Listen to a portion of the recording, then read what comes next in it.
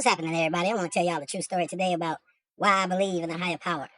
There's going to be another video called Why I Believe. His name is the Most High Yahweh. But this video is different. We'll talk about why I believe what his name is in another video. But this video is a short story, a true story about me meeting the Most High several times in my life. I first met the Most High when I was about, like maybe 2, 3 years old. I was always hearing voices, and I know a lot of people is going to think, that, it's because of the food that I was eating, because of whatever my mom did with me while she was pregnant with me. It, made me be schizophrenic a little bit, hearing voices. But I believe everybody hears voices. I believe everybody that's living, all things living, hears three voices. They hear the Most High, Yahuwah. They hear the devil, the enemy, and they hear their own conscience. Those are the three voices that goes on in everybody's head. But if not, they were definitely going on in my head at 2, 3 years old. The second time that I can recall meeting him, hadn't seen him in his full manifestation, was when I was about 7 years old, and I bust my head up against a glass ashtray. I remember before I went to the hospital to get sewed up, this voice pretty much told me everything that was going to happen to me. He told me that, the shot that they give you to numb it up, that's going to be the only pain that I'm going to feel. It's going to come and go, but he told me he's going to be right there by my side through it all. You know what I'm saying? So this is a voice that I've been trusting. It always tells me, like, the truth. This voice has never lied to me, ever. So let's just get into it. Let's get to the reason why I believe in the Most High Yah. I was about 10 years old, maybe even younger. I could have been like about 9 years old when, let's just say I was doing something I had no business doing, playing house with an older relative of mine. I ain't gonna put her out there like that, but we were playing house, and we had no business playing house. And what she was doing is the spirit of lust was trying to take over us and take away my innocence. You know what I mean? I lost my virginity when I was a child. So the minute that I lost my virginity, the angel of death tried to take me out, but it wasn't my time. And speaking of it wasn't my time, I remember the time that I first met the Most High Yah. He came to me in this relative's room while the relative was asleep. And first I just heard his voice. He said, "Michael, I want you to come over here and meet me." He said, "I've known you since you was in the womb. I've known you before you was created. And I have nothing but love for you." See, because I tried to get afraid. You know what I'm saying? When you're young like that and you hear a voice and you don't see nobody, but you can hear this person in the room with you, the first thing you're going to do is get scared. You know what I'm saying? So I got afraid. Like, man, who the heck is talking to me? You know what I'm saying? So I started looking around and didn't see nobody. And the minute that I thought to get afraid, it's like he already knew it. And he said, "You don't have to be afraid of me." I only thought it. He took it straight out of my head and told me himself, "You don't have to be afraid of me. I've always loved you." So now I'm starting to trust the voice a little bit. And as I'm starting to trust the voice a little bit, I'm wondering why this relative can't hear it also. And my relative isn't waking up. So, I look towards where the voice is coming from, and I looked at her and I said, well, I'm gonna try to wake her up right quick. I'm finna get her to see if she can hear this voice also. So I immediately looked at this water in a styrofoam cup that was sitting on the nightstand.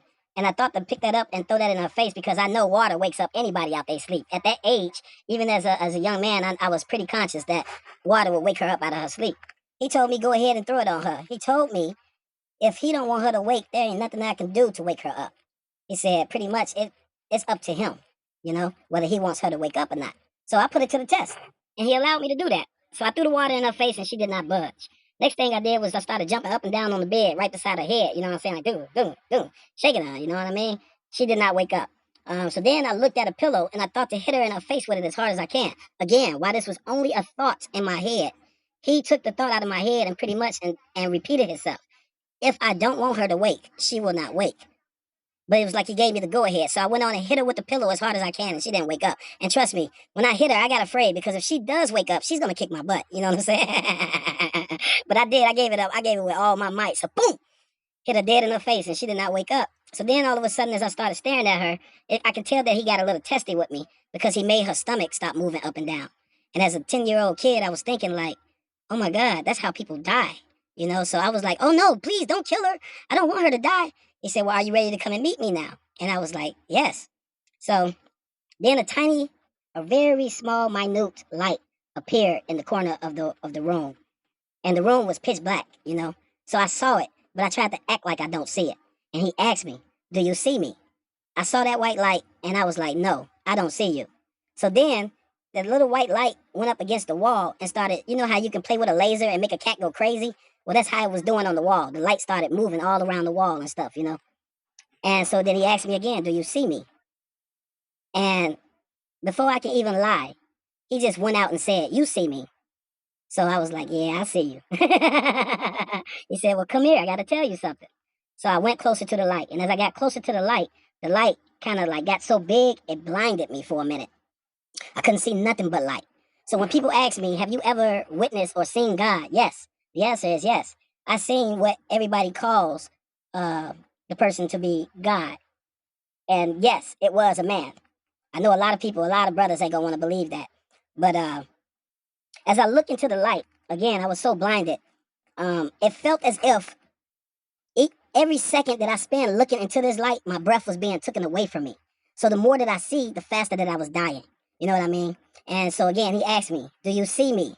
And I was like, "It's so bright, I can't see anything." And then he said, "No, you see me." And he dipped his face, like right here in my face, right?